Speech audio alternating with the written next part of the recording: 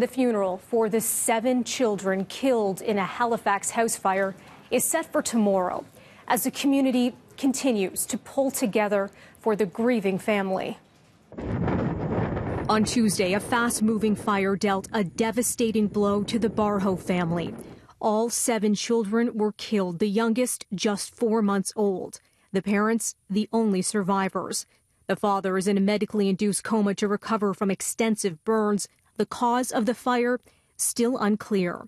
The public is now invited to attend the funeral service for the children tomorrow.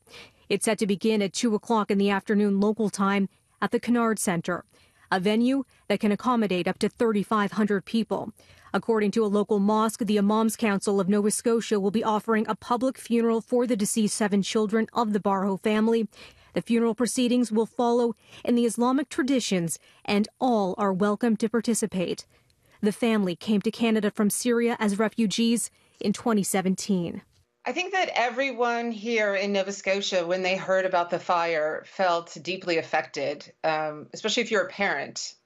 You can't help but be devastated when you hear that something like that's happened. Nancy Rector owns Fiddlehead's Kids Shop in Bedford, Nova Scotia.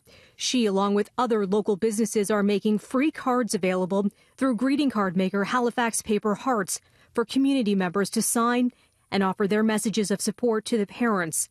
Teddy bears representing each of their children. When we welcome new Canadians to our country, there's an implicit promise that they're going to have a better life.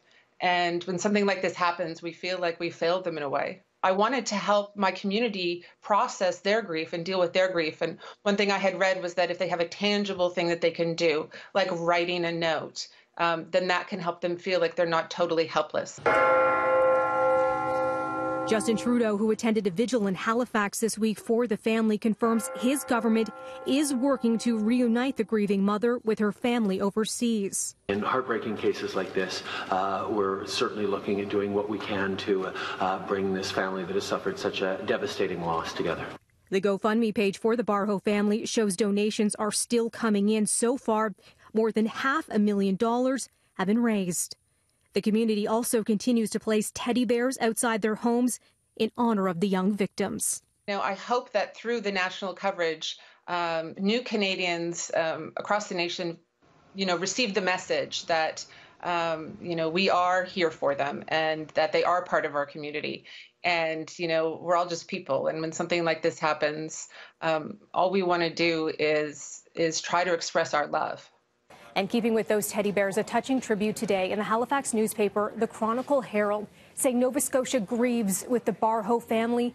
It shows those teddy bears grouped together, forming the shape of the province.